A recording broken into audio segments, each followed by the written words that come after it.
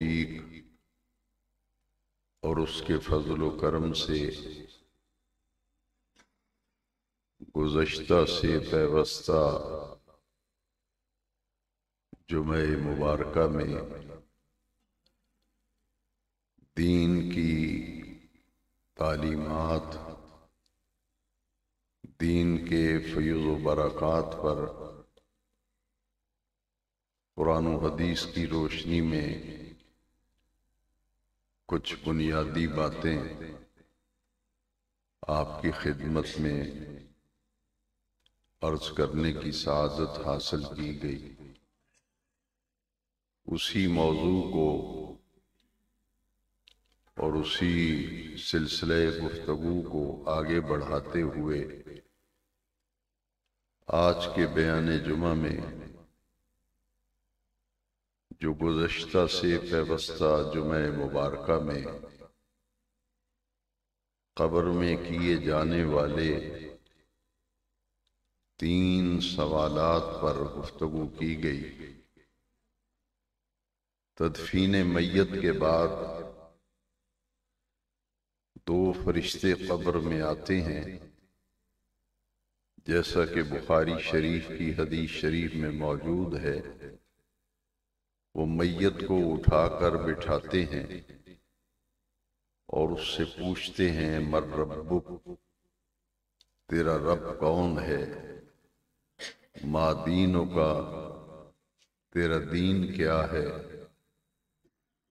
پھر نبی کریم صلی اللہ علیہ وسلم کی زیارت کرائی جاتی ہے اور پوچھا جاتا ہے ما کنت تقول فی حق ھذا الرجل، جس ہستی اقدس کی زیارت کی تجھے سعادت مل رہی ہے، اس ہستی اقدس کے بارے میں دنیا میں کیا کہا کرتا تھا؟ ان سوالات کی روشنی میں یہ بات واضح ہو گئی، بحیثیت مسلمان دین کے ساتھ وابستہ ہونا، دین کو سیکھنا، دین کو سمجھنا اور دین سیکھ کر سمجھ کر اس پر عمل کرنا، یہ انسان کی دنیا کی زندگی کی کامیابی اور کامرانی اور آخرت کی نجات کا ذریعہ اور سبب ہے۔ ان 3 سوالات کا تقاضا یہ ہے کہ ہم ابھی سے، چونکہ دنیا فانی ہے،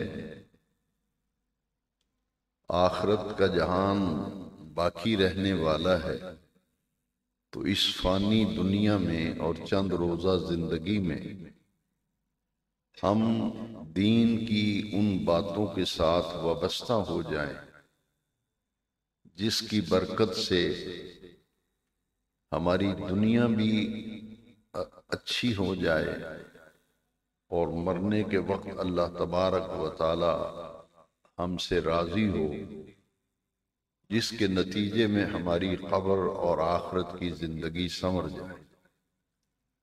وہ 3 چیزیں ہیں، ایک اللہ ہمارا رب ہے، دینی الاسلام ہمارا دین اسلام ہے، اور جس ہستی اقدس کا ہم نے کلمہ پڑھا، ان پر ایمان لائے، وہ ہمارے پیارے نبی کریم ہیں، ہمارے پیارے رسول کریم ہیں صلی اللہ علیہ وسلم۔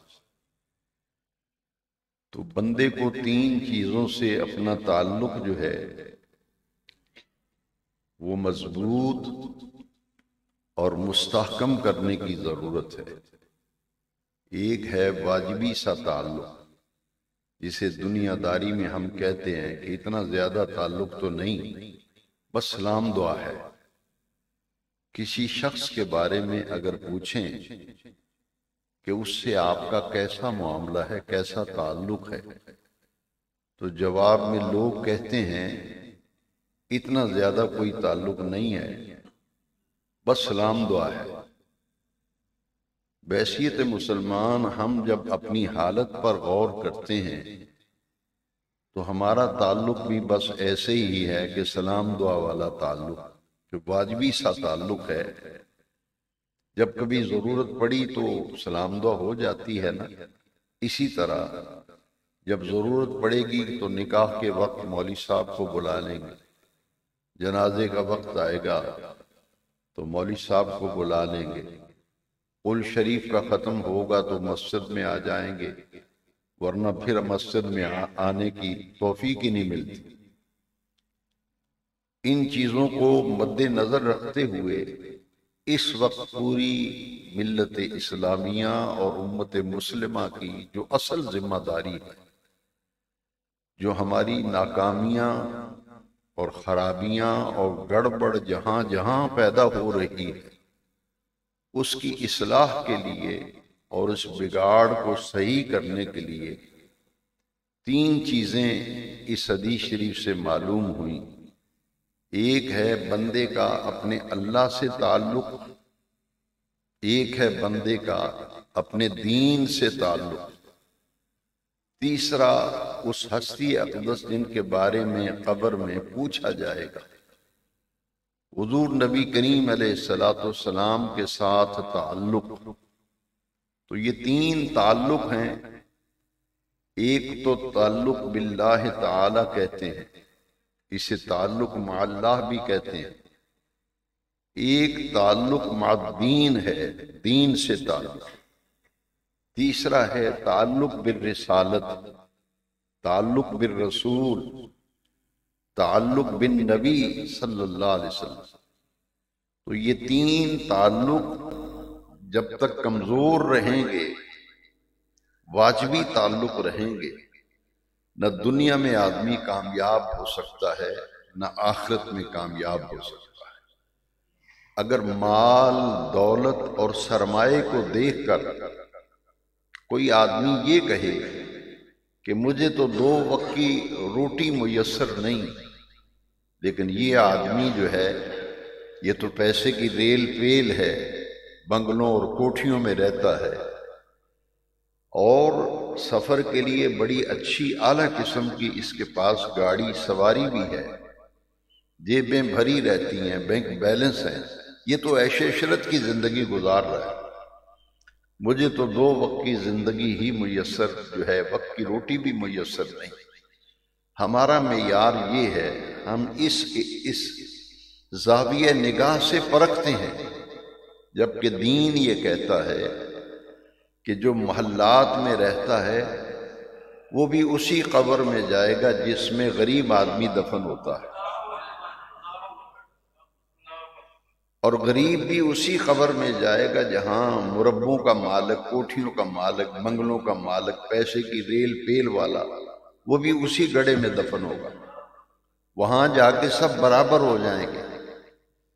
باقی رہ گئی یہ بات کہ دنیا میں اس نے بڑا کمایا، عیش و عشرت کی، تو اس کا جواب یہ ہے کہ وہ تو مرنے کے ساتھ ہی دنیا میں رہ گیا، وہ تو مرنے کے ساتھ ہی، کبھی کوئی بینک بیلنس لے کے قبر میں گیا ہے؟ کبھی کسی نے کہا ہے کہ اس کی لینڈ کروزر بھی قبر میں رکھ دو، اس کا بینک بیلنس بھی قبر میں رکھ دو؟ وہ تو میرے بھائی وہ تو دنیا میں رہ گیا۔ لیکن جس کو 2 وقت کی روٹی میسر رہی، اس کے پاس پہننے کے لیے صرف 2-3 سوٹ ہیں، لیکن اس کا اللہ سے تعلق ہے، اللہ کے رسول سے تعلق ہے، دین سے تعلق ہے، وہ زمین کا جو گڑھا ہے نا، وہ اس کا اچھا ہوگا جس کا اللہ سے تعلق ہوگا، دین سے تعلق ہوگا، رسول کریم سے تعلق ہوگا۔ جس کے پاس کوٹھیاں ہیں، کاریں ہیں، گاڑیاں ہیں، بینک بیلنس ہے، ملوں کے مالک ہیں، پیسے کی ریل پیل ہے، 24 گھنٹے پیسہ پیسہ پیسہ، حل میں مزید اور آئے اور آئے اور آئے، دوڑ لگی ہوئی ہے، لیکن مسجد تک آنے کی توفیق نہیں، واللہ کے دیے ہوئے میں سے خرچ کرنے کی توفیق نہیں۔ وہ خوش نصیب ہے، وہ دولت مند، وہ مالدار خوش نصیب ہے جس کا پیسہ جو اللہ نے دیا ہے وہ اللہ کے دیے ہوئے مال میں سے اللہ کے راستے پہ خرچ کرے۔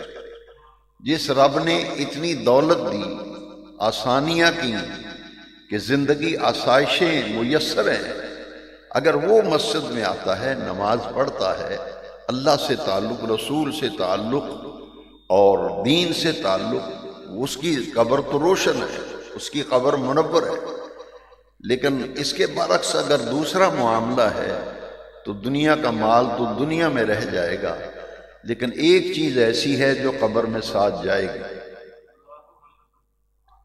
ایک چیز ایسی ہے وہ جائے گی، وہ کیا ہے؟ فَإِنَّ خَيْرَ الزَّادِ التَّقْوَىٰ، وہ نیکیاں ہیں، وہ اچھے عمل ہیں، وہ نیک کام ہیں جو اللہ رسول کو راضی کرنے کے لیے جو کچھ کیا تھا وہ تو تمہارے ساتھ ہی قبر کی طرف جائے گا، قبر میں جائے گا، آخرت میں جائے گا، اور جو کچھ دنیا کا کمایا بنایا تھا وہ ادھر ہی رہ جائے گا، یہاں تک کہ تن کے کپڑے بھی اتار لیے جائیں گے، آپ کی چابیاں بھی نکال لی جائیں گی، قیمتی موبائل بھی جیب سے نکال لیے جائیں گے۔ جیسے ننگے پیدا ہوئے تھے ماں کے شکم سے، ایسے الف ننگا کر کے سفید کپڑے میں لپیٹ کے زمین میں اتار دیں گے۔ یہ ہے کل حقیقت دنیا کی۔ پھر سوچنا پڑے گا کہ نبی کیوں آئے، رسول کیوں آئے، پیغمبر کیوں آئے، کیا مقصد تھا ان کو بھیجنے کا؟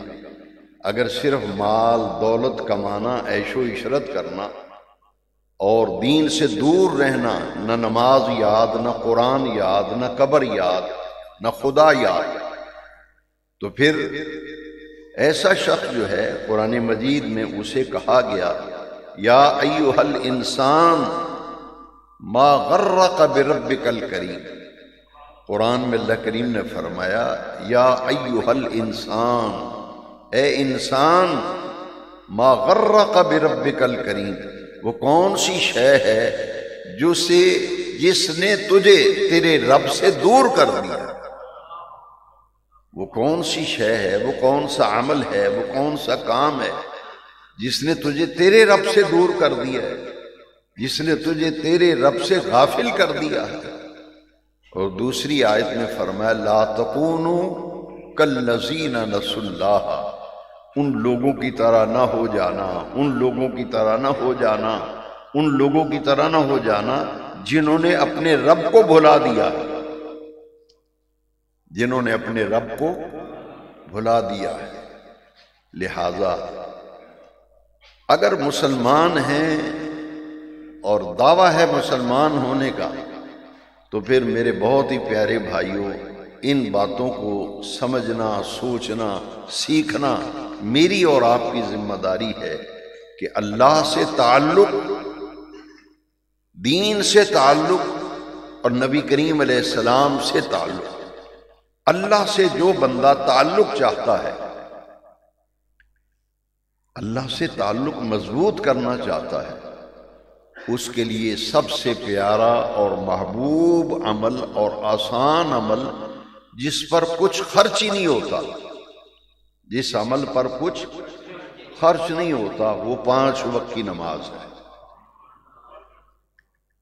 آپ مجھے بتائیں کہ 5 وقت کی اگر آپ نماز پڑھیں تو آپ کا کتنا خرچہ آئے گا ایک نماز پہ؟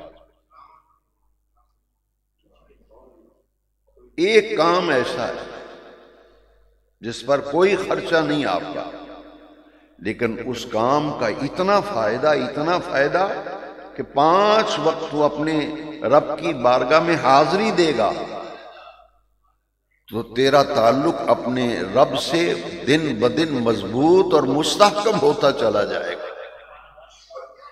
بلکہ یہ عمل ایسا ہے جو اللہ کی رضا کا ذریعہ اور سبب بنتا ہے، جو نبی کریم علیہ السلام کی خوشنودی کا سبب بنتا ہے۔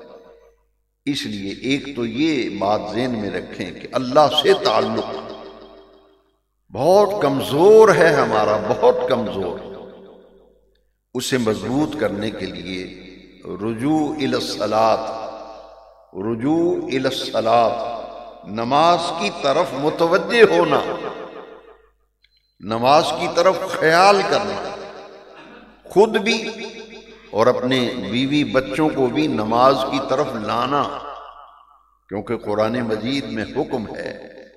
یہ آیت ہے قرآن مجید کی، کوئی مذاق یا قصہ کہانی نہیں ہے، نہ کسی شاعر کا میں شعر سنا رہا ہوں، یہ اللہ کا قرآن ہے۔ یا ایھا الذین آمنوا قوا انفسکم واہلیکم نارا، اے ایمان والو خود بھی جہنم کی آگ سے بچو اور اپنے بیوی بچوں کو بھی جہنم کی آگ سے بچاؤ۔ لیکن ہمارے معاشرے میں جو خرابی پڑی وہ اس لیے کہ ہم نے اصل دین کو سمجھا ہی نہیں، جو باتیں جن کا دین سے کوئی تعلق ہی نہیں، جن باتوں کا دین سے کوئی واسطہ ہی نہیں، ہم نے اسے دین سمجھ لیا، ہم نے اسے دین سمجھ لیا۔ اگر نماز نہیں تو میں پوچھوں گا اور بڑی معذرت سے عرض کروں گا، اگر نماز نہیں، مسجد کی حاضری نہیں، تو کون سا دین ہے جو تم لانا چاہ رہے ہو؟ وہ کون سا دین ہے جس کی آپ بات کرتے ہیں؟ لہذا مضبوطی اس میں ہے، دوسرے لفظوں میں اسے کہتے ہیں کہ اصلاح احوال، اصلاح اپنی حالت کو صحیح کرنا، اصلاح معاملات، اپنے معاملات کو صاف رکھنا۔ لہذا اللہ سے تعلق اگر مضبوط کرنا ہے تو ہر اس کام سے اپنا دامن بچانا ہوگا جس کام کے کرنے میں اللہ اور اس کے رسول کی ناراضگی ہے، جس کام میں نہ رب راضی ہے نہ رب کا رسول راضی ہے، اس کام کو کلیتاً چھوڑ دینا، ترک کر دینا۔ اس لیے ایک پہلی بات یہ ہے، گزشتہ سے پیوستہ جمعہ مبارکہ کا جو مضمون تھا اسی کو میں آگے لے کے چل رہا ہوں۔ اس کو مضبوط کرنے کے لیے ہمیں مسجد سے جڑنا ہوگا، مسجد سے رابطے میں رہنا ہوگا، اور اس کا بہترین طریقہ مسجد کی 5 وقت کی حاضری، اس کے بغیر گزارا ہی نہیں۔ قیامت کے دن اعمال کا حساب و کتاب قبر میں نہیں ہوگا، اعمال کا حساب و کتاب قیامت کے دن ہوگا، اور جس عمل کا سب سے پہلے حساب کتاب لیا جائے گا، پوچھ گچھ ہوگی، وہ عمل نماز کا ہے۔ اس لیے اگر نماز نہیں ہے تو پھر کچھ نہیں، یہ اللہ سے تعلق کو مضبوط کرتا ہے۔ ایک ہوتا ہے علاج اور ایک ہوتا ہے پرہیز۔ پرہیز یہ ہے کہ ہر اس کام سے دامن بچایا جائے جس کام کے کرنے میں اللہ اور اس کے رسول کی ناراضگی ہے، جس کام میں اللہ رسول راضی نہیں اس سے بچو۔ لیکن دیکھو میرے اور آپ کے لیے کتنا کرم ہے ہمارے رب کا، کتنا کرم ہے۔ اگر وہ کام ہو جائے جس کام کے کرنے پر نہ رب راضی نہ رب کا رسول، وہ کام نیک بندے سے بھی ہو سکتا ہے، اگر ہو جائے تو پھر اللہ کریم نے فرمایا میرے دروازے پہ جھکو، میرے دروازے پہ جھکو اور استغفار کرو، استغفار کرو، بخشش طلب کرو، مغفرت مانگو، گناہوں کی معافی مانگ لو۔ جو چھوٹے گناہ ہیں وہ تو استغفار سے نیک اعمال سے معاف ہو جاتے ہیں، لیکن کچھ گناہ جو ہیں وہ کبیرہ گناہ ہیں، انہیں کہتے ہیں کبائر۔ جو چھوٹے گناہ ہیں انہیں کہتے ہیں صغائر۔ صغیرہ گناہ وضو کرنے سے معاف، صغیرہ گناہ چھوٹے گناہ قرآن پڑھنے سے معاف، نماز پڑھنے سے معاف۔ نیک چھوٹے چھوٹے نیک عمل کریں گے ان سے تمام چھوٹے چھوٹے گناہ معاف ہوتے جاتے ہیں، کھاتا کلیئر ہوتا جاتا ہے ساتھ ساتھ۔ لیکن بڑے گناہ اگر سرزد ہو جائیں تو اس کے لیے قرآن مجید میں اللہ کریم فرمایا توبوا الی اللہ، پھر اس کے لیے توبہ کرنی پڑتی ہے۔ کبیرہ گناہ توبہ کے بغیر معاف نہیں ہوتے۔ اگر کبائر ہو جائیں، کبیرہ گناہ ہو جائیں، مسٹیک، غلطی ہو جائے، چھوٹی غلطی تو نیک اعمال سے معاف۔ لوگ کہتے ہیں بڑی وڈی غلطی ہو گئی، بڑی وڈی اسے گناہ کبیرہ کہتے ہیں۔ جو ہم کہتے ہیں نا بڑی وڈی میرے کو غلطی ہوئی تھی، اسے کہتے ہیں گناہ کبیرہ۔ اس کے لیے کیا ہے؟ توبہ کا۔ بندہ نہ نماز پڑھے، نہ اللہ سے معافی مانگے، نہ توبہ کرے، نہ استغفار کرے، نہ رب کو یاد کرے، تو وہ کیسے زندگی گزار رہا ہے؟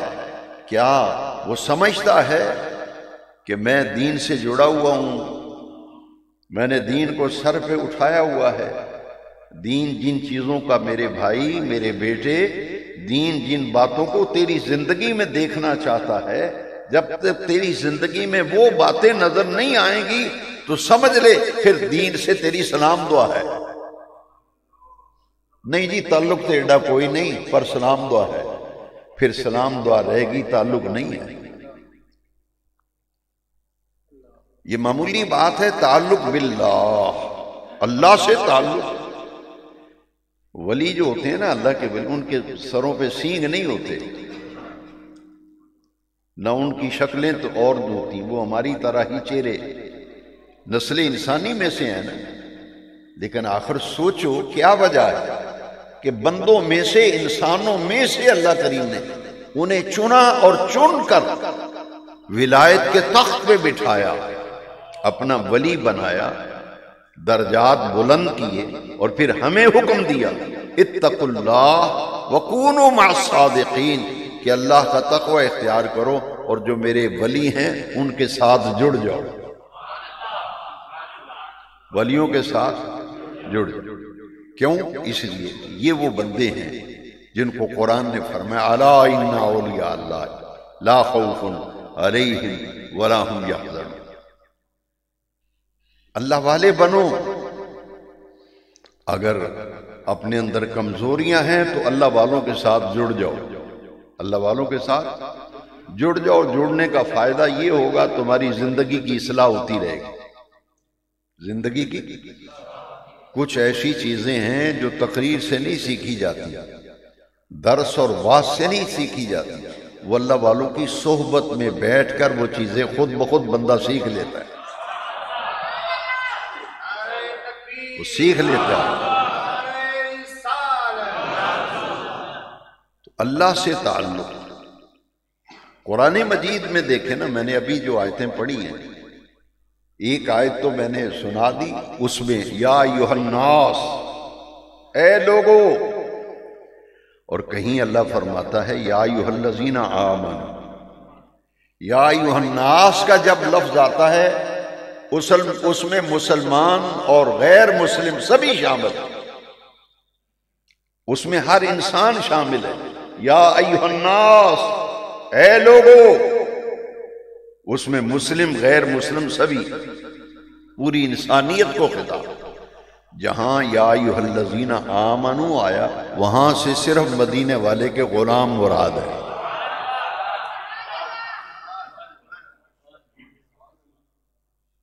جب لوگوں سے کہا نا تو یا ایھا الناس اعبدوا ربکم الذی خلقکم، اپنے اس رب کی عبادت کرو جس نے تمہیں تخلیق کیا ہے۔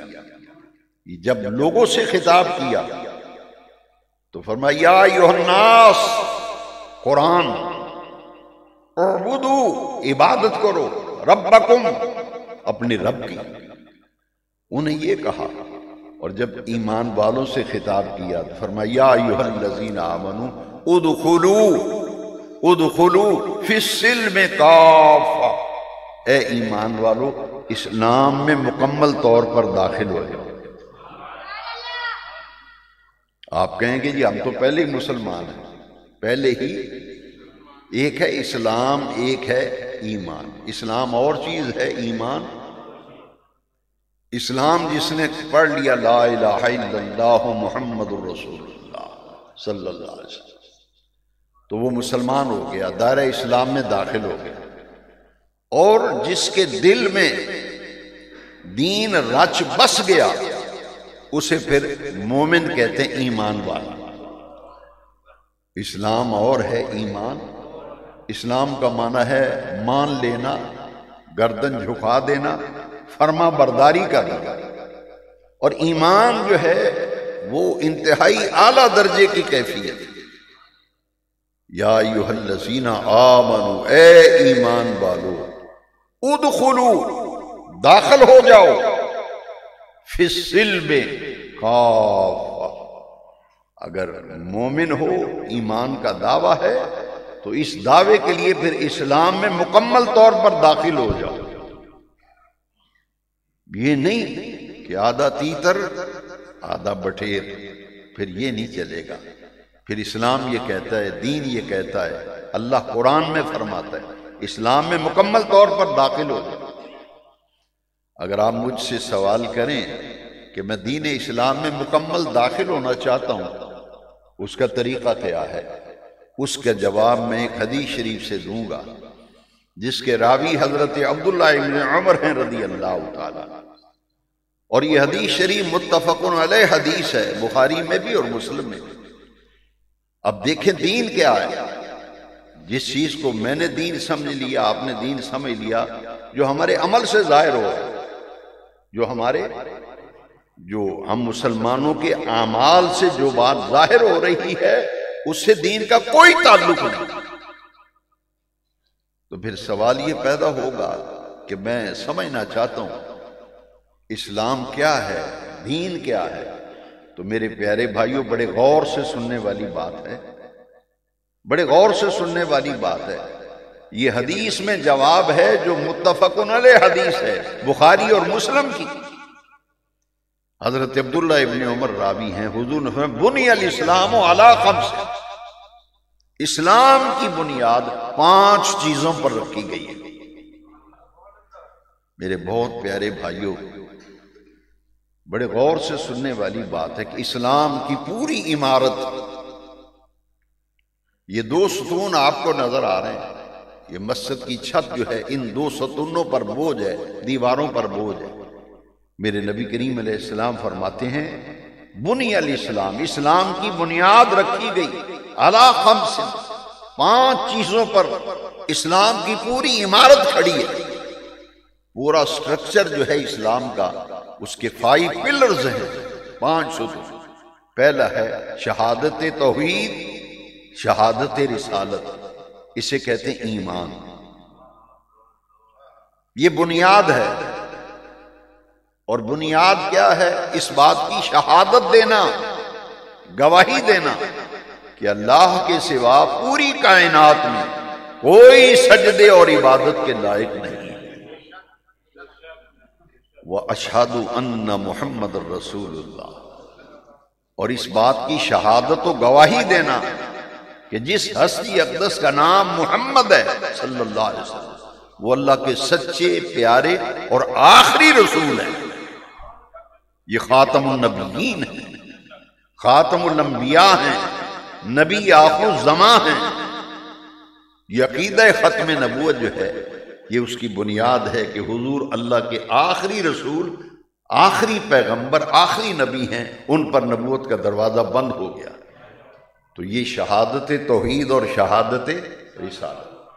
اور اس کے لیے اذان میں آپ 5 وقت سنتے ہیں، اشہد اللہ الہ الا اللہ، شہادت توحید. 2 مرتبہ مؤذن پڑھتا ہے، 2 مرتبہ پڑھ کے پھر مؤذن کہتا ہے اشہد ان محمد رسول اللہ. وہ جملے الگ پڑھتا ہے، یہ جملے الگ پڑھتا ہے. کیوں؟ اس لیے تاکہ پتہ چل جائے کہ ہمارے ایمان کی بنیاد شہادت توحید اور شہادت رسالت پر ہے. اتحیات میں پڑھتے ہیں، اتحیات میں بھی پڑھتے ہیں، کلمے میں بھی. دوسرا کلمہ جو ہے اس کا نام ہی کلمہ شہادت ہے. کلمہ شہادت کا معنی گواہی. کس بات کی؟ کہ اللہ کے سوا کوئی عبادت کے لائق نہیں. حضور نبی کریم علیہ السلام اللہ کے آخری اور سچے رسول ہیں. یہ اسلام کا پہلا پلر ہے، پہلا رکن ہے جس پر اسلام کی عمارت کھڑی ہے. اس کے بعد فوراً ذرا غور کرنے والی بات ہے، اس کے بعد کون سا عمل ہے، کون سا پلر ہے اسلام کا جس کی بنیاد رکھی گئی؟ وہ ہے اقامت الصلاۃ، وَإِقَامِ الصَّلَاةِ، اقامت صلاۃ کا معنی یہ ہے جیسے نماز، ایک کہتے ہیں نماز قائم کرنے کا حکم ہے، پڑھنے کا حکم نہیں. یہ ایک بے وقوف آدمی جاہلی بات کر سکتا ہے، جی نماز پڑھن دا حکم کدھرے بھی نہیں، قائم کرن دا حکم ہے. بھائی اقامت صلاۃ کا معنی ہے ظاہری آداب کو بھی ملحوظ خاطر رکھو اور باطنی آداب کو بھی ملحوظ خاطر رکھ کے نماز پڑھو. یہ ہے اقامت، اسے کہتے ہیں نماز قائم کرنا. نماز اس کی قائم ہے جو ظاہری اعضاء بھی اس طرح نماز پڑھے جس طرح نبی پاک نے پڑھی، اور نماز میں اگر سر رکوع میں جھکا ہے تو دل بھی جھکے. نماز میں اگر سجدے پہ زمین پہ پیشانی اور ناک رگڑی ہے تو دل بھی اللہ کی بارگاہ میں جھکے. لیکن رکوع میں سر تو جھکا ہوا ہے، دل کہیں اور ہے. سجدے میں سر جھکا ہوا ہے، دل میں خیال اور چیزوں کے آ رہے ہیں. اقامت صلاۃ کا یہ معنی ہے. تو میں یہ عرض کرنا چاہتا تھا کہ اس میں ترتیب ذرا پیش نظر رہے کہ مسلمان ہونے کے بعد، ایمان لانے کے بعد پہلا عمل اقام الصلاۃ، نماز. مسلم معاشرہ ہوتا ہی وہ ہے جس میں نماز کو قائم کیا جائے. تو آج ہمیں تو وہ کیفیت حاصل نہیں ہے. اگر پریکٹیکلی آپ میری بات کو سچا ثابت دیکھنا چاہتے ہیں تو کسی بھی نماز میں، فجر کی نماز میں نمازیوں کی تعداد گن لیں. فجر کی نماز کسی مسجد میں نمازیوں کی تعداد گن لیں. حالانکہ یہ وہ وقت ہے کہ جب فرشتے تبدیل ہوتے ہیں، فرشتے حاضر ہوتے ہیں فجر میں. ان قرآن الفجر کان مشہودا، جو فجر کا ہے نا وقت اتنا قیمتی ہے. رات والے فرشتے جا رہے ہوتے ہیں اور دن والے فرشتے آ رہے ہوتے ہیں. اس لیے باقی تمام نمازوں سے فجر کی پہلی 2 سنتوں کی اہمیت آپ سنتے ہیں علماء سے بھی. باقی نمازوں کی جو سنتیں ہیں نا ان سے فجر کی نماز کی سنتوں کی تاکید زیادہ ہے. کیوں؟ یہ وقت بڑا قیمتی ہے. 2 وقت ایسے ہیں جو بہت قیمتی ہیں، ایک فجر کا وقت اور ایک مغرب کا وقت. جب سورج طلوع ہو رہا ہو اس سے پہلے کا وقت، سورج غروب ہو رہا ہو اس کے بعد والا وقت. اس کے لیے پھر 2 نمازیں اللہ کریم نے ایسی رکھی ہیں، ایک فجر کی نماز، ایک مغرب کی نماز. طلوع فجر اور غروب آفتاب. بھائی دن نکل رہا ہو تو جھکو رب کے پاس، تمہارا دن خیر سے گزرے، سلامتی والا دن آئے، اللہ خیر رکھے، رحمت رکھے، برکت رکھے. آؤ دن نکلنے سے پہلے پہلے جھکو اس اپنے رب کے سامنے جس نے تمہیں تخلیق کیا. اور پھر سورج غروب ہو گیا، غروب آفتاب کے ساتھ ہی اذان پڑھی جاتی ہے. جب تک سورج غروب نہ ہو اذان نہیں پڑھی جاتی. اب حکم یہ ہے کہ دن میں کام کاج کیا، دکانداری کی، کمایا، جیبیں بھری، اب آؤ اس رب کا شکر کرو جس نے تمہیں ان نعمتوں سے نوازا ہے. اس کے لیے آؤ. پھر گھر جانے سے پہلے، سونے سے پہلے پھر 2 نمازیں رکھ دیں، ایک مغرب کی نماز، ایک عشاء کی نماز. اور فرمایا کہ آؤ پھر اب مغرب کی نماز پڑھو. سورج غروب ہو گیا ہے، اب جھکو اس رب کے سامنے جس نے مال دیا، اولاد دی، نعمتوں سے نوازا. سب سے بڑی نعمت صحت، سب سے بڑی نعمت صحت ہے. تو آپ آئے ہیں نا، صحت نہ ہو تو چارپائی پہ آدمی پڑا ہوتا ہے. تو اس لیے قرآن میں سورہ رحمان میں تکرار ہے نا، فَبِأَيِّ آلَاءِ رَبِّكُمَا تُكَذِّبَانِ. یہ ہے میرے بیٹو، میرے بھائیوں، یہ ہے دین. تم نے دین کس کو سمجھ لیا، سیکھ لیا. بے نیاز رب فرماتا تم اپنے رب کی کون کون سی نعمتوں کو جھٹلاؤ گے. لوگوں نے گالیاں دینے کا نام دین رکھ لیا ہے. گالیاں دینے کا نام دین نہیں ہے. تہمتیں لگانے، الزام لگانے کا نام دین نہیں ہے. دین تو رب رسول کو راضی کرنے. وہ کون سا دین ہے جس میں زبان سے بھی مسلمان کو دکھ دے رہے ہو، ہاتھ سے بھی تکلیف دے رہے ہو، دل دکھا رہے ہو۔ تلوار کا زخم تو ٹھیک ہو جاتا ہے لیکن زبان کا زخم مندمل نہیں ہوتا۔ اس لیے میرے بیٹوں اور بھائیوں، شہادت توحید اور رسالت کے بعد کیا ہے؟ اقام الصلاۃ، نماز۔ بہت پکے نمازی وہ زکوٰۃ کے معاملے میں نے انہیں دیکھا ہے، بہت ڈھیلا ڈھالا رویہ ہوتا ہے۔ زکوٰۃ میں آ کے ٹھس ہو جاتے ہیں، کہتے ہو جی میرا اتنا قرضہ لیا جی وہ دینے نہیں کرنے، فوراً دل پکڑا جاتا ہے جب زکوٰۃ کی بات کرے۔ پھر حساب کتاب یاد آ جاتا ہے، سال پورا حساب نہیں یاد آیا، زکوٰۃ دینے کا معاملہ آیا۔ اب دیکھیے دین کیا ہے، 5 بنیادیں ہیں دین کی، عمارت 5 بنیادوں پر کھڑی ہے۔ معاشرے کے اندر نماز نام کی چیز کوئی نہیں ہمارے ہاں۔ اگر 1 لاکھ کی آبادی میں سے 700 بندہ جمعہ پڑھ لے تو کیا سمجھتے ہیں کہ دین قائم ہے؟ احسان کرنا ہے۔ پہلے آبادی کا تناسب دیکھو نا، پھر نمازیوں کی تعداد گنو۔ تو جس معاشرے کے اندر اقامت صلاۃ نہیں، اس کے بعد ہے ایتاء الزکوٰۃ، اور زکوٰۃ ادا کرنا۔ دوستو زکوٰۃ ایک ایسی چیز ہے وہ تو مستحق تک پہنچتی نہیں۔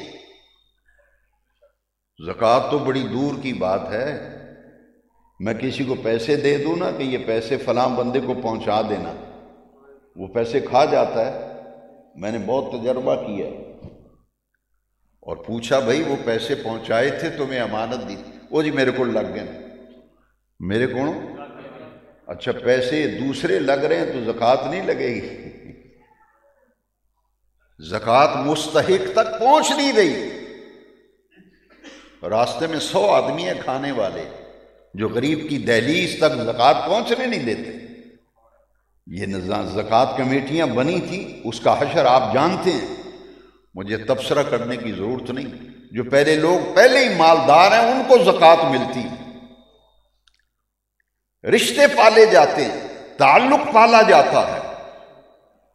محروم بیچارہ بیوہ عورت تک رہی ہے، یتیم بچے تک رہے ہیں، مریض تک رہا ہے، اس کے دہلیز تک زکوٰۃ پہنچ نہیں دیتے۔ میرے بیٹوں، میرے بھائیوں، اسلام کا مالیاتی نظام، مجھے ایک بندے نے سوال کیا تھا کہ مالی طور پہ ہم کمزور ہوں، آخرت کی فکر لوگ کہتے ہیں کرو تو دنیا میں روٹی کی فکر کیا کریں؟ میں نے کہا پھر اس کے لیے اسلام سے جڑنا پڑے گا، کیونکہ حضرت عمر بن عبدالعزیز یہ خلیفہ گزرے ہیں، ان کے دور میں زکوٰۃ لے کر عمال چوکوں میں پیسوں کے تھیلے لے کے چوک میں کھڑے ہو جاتے تھے، اعلان ہوتا تھا، ڈھنڈورا پیٹا جاتا تھا، آؤ زکوٰۃ بٹ رہی ہے، جس نے زکوٰۃ لینی ہے لے لو۔ وہ صبح سے لے کے شام تک اعلان کرتے تھے، لینے والا ہی کوئی نہیں تھا۔ حضرت عمر بن عبدالعزیز نے کہا بھی زکوٰۃ تقسیم ہو گئی؟ انہوں نے کہا کہ جتنے پیسے لے کے گئے تھے سارے واپس لے آئے۔ کہا ڈانٹا انہوں نے، تم نے کیوں نہیں تقسیم کی؟ انہوں نے کہا جناب ہر آدمی اتنا خوشحال ہے، لوگ کہتے ہیں ہم خود زکوٰۃ دیتے ہیں، زکوٰۃ لوں کیوں؟ یعنی اب لوگ کہتے ہیں ماں لاؤ مسجد کے لیے زکوٰۃ دو۔ میں نے کہا بھائی مسجد کو زکوٰۃ نہیں لگتی۔ وہ کہتے نہیں ہم نے فتویٰ لے لیا، ہم نے گھر گھر تو مفتی پیدا ہو گیا نا، پیر بھی گھر گھر، مفتی بھی گھر گھر۔ میں نے کہا وہ کون سا مفتی ہے جس نے فتویٰ دیا ہے کہ زکوٰۃ مسجد کو لگ جاتی؟ زکوٰۃ کا پیسہ دکانداروں سے کھینچ رہے ہیں۔ میں نے کہا یار مسجد کو تو زکوٰۃ لگتی نہیں۔ کہتا نہیں وہ نے ساڑھے کو فتویٰ ہے۔ میں کہا پھر جاؤ دیو اور دیو۔ جب قیامت کے دن پوچھا جائے گا کہ مسجد کو زکوٰۃ نہیں لگتی، کون مفتی ہے جو کہتے لگتی؟ مال کمانے کے لیے مستحق آدمی تک زکوٰۃ دوستو پہنچتی نہیں۔ اسلام تو اتنا پیارا دین ہے، اگر نظام زکوٰۃ صحیح معنوں میں رائج ہو جائے کوئی غریب نہ رہے۔ اگر لوگ کہیں کہ نہیں جی اس طرح تو ہو ہی نہیں سکتا، میں کہ عمر بن عبدالعزیز نے کر کے بخایا، اس جنے نے کر کے بخایا۔ لوگ کہتے تھے جی اسی آپ زکات دینے ہیں تو ہوں تو اسی زکات کیوں لئیے، ہوں کہنے ہیں چلو لیاؤ دیو جیڑا ہوندہ ہے ہون دیو۔ نظام زکات اس کا درجہ نماز کے بعد ہے۔ ہماری کچھ ایسی اصطلاحیں ہیں، ہم کہتے ہیں کہ فلاں بندہ نماز روزے کا بڑا پابند ہے۔ دوستو اچھی طرح دل پہ لکھ کے لے جاؤ، نماز کے بعد روزے کا درجہ نہیں ہے، نماز کے بعد زکات کا درجہ ہے۔ قرآن مجید میں جوڑا ہے، جوڑا صلاۃ اور زکات، 20 آیتیں قرآن مجید بھی میں نکال کے دکھاتا ہوں جہاں زکات کو نماز سے الگ نہیں بیان کیا گیا اور نماز کو زکات سے الگ نہیں بیان۔ اقیموا الصلاۃ وآتوا الزکات، اقیموا الصلاۃ وآتوا الزکات، بار بار قرآن میں آیت آ رہی، دونوں جوڑا ہے عبادت کا، زکات نماز، زکات نماز زکات، دونوں جڑی ہوئی بات۔ اقیموا الصلاۃ وآتوا الزکات، تو زکات جو ہے صرف زکات دینا ہی کافی نہیں، بلکہ قرآن مجید میں ہے کہ زکات تو فرض ہے نا، زکات صاحب نصاب پر، جو صاحب نصاب نہیں اس پر زکات فرض ہی نہیں۔ اگر فرض ہے تو پھر زکات دے کے یہ نہ سمجھنا کہ میں نے زکات کر دی تھی جی ہوں میں فارغ ہو گیا، نہیں، فرمایا پھر بھی اللہ کے راستے میں مال خرچ کیا کرو، ضرورت مندوں کی ضرورتیں پورا کیا کرو۔ نماز کے بعد زکات، نہ نماز ہمارے عمل میں نہ زکات ہمارے عمل میں، باقی معاملات تو دور کی بات ہے نا۔ اور حج کا معاملہ یہ ہے، اس کے بعد ہے روزہ، زکات کے بعد کیا ہے؟ وصوم رمضان، اقام الصلاۃ، ایتاء الزکات، وصوم رمضان، رمضان شریف کا روزہ، وہ سال میں ایک مہینے کے 29 دن یا 30 دن وہ پورے مہینے کے روزے فرض کیے گئے۔ نماز کے معاملے میں تو آپ سب جانتے ہیں، لیکن روزے کے معاملے میں ایک بات ذہن میں ضرور رکھ لیں، اللہ کو بھوکا اور پیاسا رکھنے کی کوئی ضرورت نہیں کسی کو، وہ حاجت ساری دنیا اس کی محتاج ہے، لیکن اس نے ہمیں بھوک اور پیاس کیوں رکھی ہے؟ یہ عبادت ہے، بھوک اور پیاس عبادت بن گئی۔ کیوں؟